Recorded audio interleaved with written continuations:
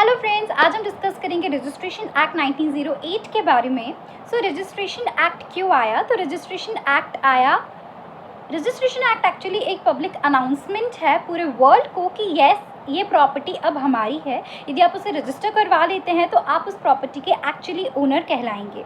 Yes, यदि आप उसे रजिस्टर नहीं करवाते तो how the world get to know कि ये प्रॉपर्टी आपकी है? तो फॉर दैट रजिस्ट्रेशन एक्ट आया। बेसिकली रजिस्ट्रेशन एक्ट को दो पार्ट में डिवाइडेड किया गया है, सेक्शन 17 और सेक्शन 18 के अंदर। सेक्शन 17 ऑफ रजिस्ट्रेशन एक्ट जो कि कहता है कि इन प्रॉपर्टी को एक्चुअली रजिस्टर करवाना कंपलसरी है, आपके पास कोई चॉइस नहीं है, आपको करवाना ही पड़ेगा। सो वो प्रॉपर्टीज़ आर सम प्रॉपर्टीज़ जिसमें इमूवेबल प्रॉपर्टी आती है जो क्रिएट, एक्सटिंग्विश, लिमिट करती है आपकी प्रॉपर्टी को, जो कि 100 रुपीज़ से ज़्यादा है, या एक्नॉलेज करती है कोई भी इमूवेबल प्रॉपर्टी जो क्रिएट, एक्सटिंग्विश, लिमिट करती है आपकी प्रॉपर्टी को, वो भी 100 रुपीज़ से ज़्यादा है, वहाँ आपको रजिस्टर करवाना कंपलसरी है। कोई भी लीज डीड आपने बनाई है, लीज पे आप घर रखते हैं, उसमें आपको रेंटली बेसिस पे रेंट मिल रहा है या ईयरली बेसिस पे आपको रेंट मिल रहा है, या वो 1 ईयर से ज़्यादा की है, तो वहाँ पे भी आपको रजिस्ट्रेशन करवाना कंपलसरी है।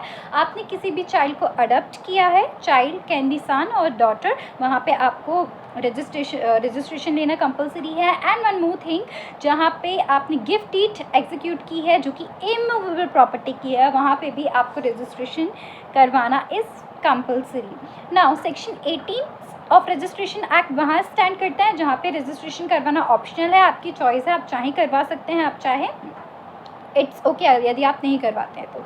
वो आता है मूवेबल प्रॉपर्टी की गिफ्ट डीड, कोई भी ऐसी मूवेबल प्रॉपर्टी जो कि 100 रुपये से कम की है, जो क्रिएट, असाइन, डिक्लेयर, एक्सटिंग्विश और लिमिट करती है आपको। ऐसी इमूवेबल प्रॉपर्टी जो कि 100 रुपये से कम की है, जो कि 100 रुपये से कम की है, तो वहाँ पे आपको रजिस्ट्रेशन करवाना इज़ ऑप्शनल।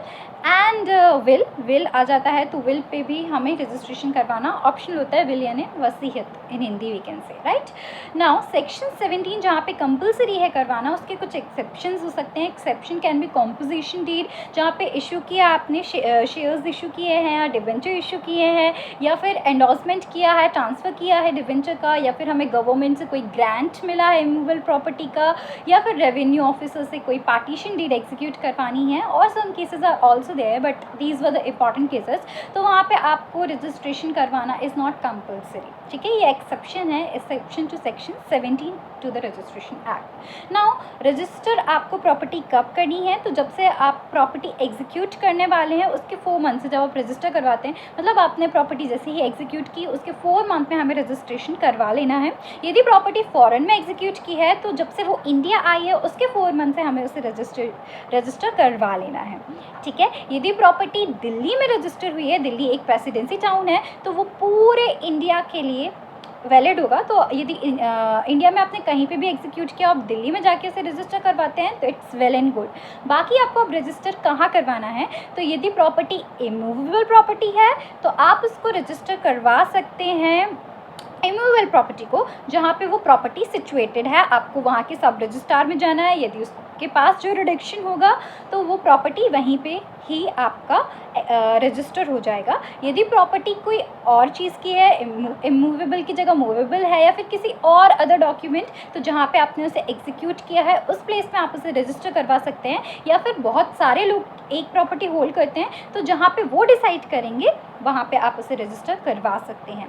नेक्स्ट मुझे आपको ये बताना है कि जो प्रॉपर्टी होती है उसे एक्चुअली रजिस्टर करवाने जा कौन सकता है? तो आप जा सकते हैं, यानी कि एग्जीक्यूटर जो प्रॉपर्टी एग्जीक्यूट कर रहा है उसका लीगल असाइनी जा सकता है, या उसके बिहाफ पे कोई एजेंट वर्क कर रहा है तो वो भी उस प्रॉपर्टी को रजिस्टर करवाने जा सकता है।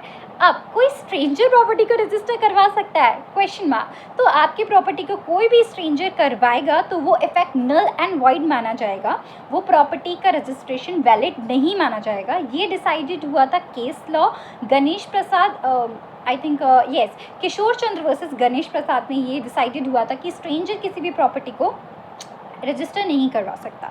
नाउ जो प्रॉपर्टी रजिस्टर, यदि एक ही प्रॉपर्टी 2 टाइम पे 2 अलग अलग पीपल रजिस्टर करवा देते हैं तो जो पहले रजिस्टर हुई है वो इफेक्ट में आएगी, अगली वाली अपने आप ही वॉइड कहलाएगी। तो जो पहले रजिस्टर हुए वो इफेक्ट में आएगी।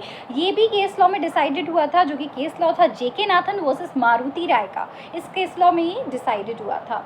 Now next thing I want to share with you all, as a gift deed यदि आप एग्जीक्यूट कर रहे हैं, मैंने आपको दोनों की गिफ्ट डीड बताई कि कौन सी कंपलसरी है कौन सी नहीं। तो गिफ्ट डीड आप एग्जीक्यूट करते हैं, आपको किसी ने गिफ्ट किया एंड गिफ्ट करने वाला पर्सन यदि डेड हो जाता है, मर जाता है, और उसके बाद आप उसे एग्जीक्यूट करवाने, उसको रजिस्टर करवाने जा रहे हो उसकी एग्जीक्यूशन के बाद, तो येस आप उसे एग्जीक्यूट करवा सकते हैं और वो बिल्कुल वैलिड माना जाएगा, जो कि डिसाइड हुआ था कल्याण सुंदरम वर्सेस करुप्पा केस में। एंड और मैं आपको क्या बता सकती हूँ इसके बारे में। So I think we were quietly done with this. Yes, यदि रजिस्ट्रेशन नहीं होता है क्या होता है, यदि आप किसी प्रॉपर्टी को रजिस्टर नहीं करवाते तो वो प्रॉपर्टी आपकी नल एंड वाइड कहलाएगी। आप कभी उसके बेसिस पे स्यू नहीं कर सकते। येस, स्यू करेंगे तो आपकी वो प्रॉपर्टी आपकी नहीं कहलाएगी, राइट। तो आपको रजिस्टर करवाना जहाँ पे कंपलसरी है, इट इज़ वेरी इंपॉर्टेंट कि आप उसे रजिस्टर करवाएं, राइट। और इमूवेबल मतलब यदि आपने रजिस्टर नहीं भी करवाया है तो वो नल एंड वॉइड टोपा एक्ट यानी ट्रांसफर ऑफ प्रॉपर्टी एक्ट में स्पेसिफिक परफॉर्मेंस और पार्ट परफॉर्मेंस यदि आपने पढ़ा हुआ है तो आपको समझ में आएगा, उसके लिए वैलिड होता है। तो आज के लिए बस इतना ही, ये शॉर्टकट डिस्कशन था। When I use to revise ना, मैं जब भी कॉन्सेप्ट रिवाइज करती हूँ तो मैं वीडियो रिकॉर्ड कर लेती हूँ फॉर द पर्पज़ कि मैं वापस उसे देख पाऊँ। तो मैंने सोचा कि क्यों ना मैं ये शेयर कर देती हूँ सबके साथ, इसलिए ये वीडियो आपके साथ मैंने शेयर किया हुआ है। Hope you all like it. Stay tuned with the next for the next video and thank you, bye bye.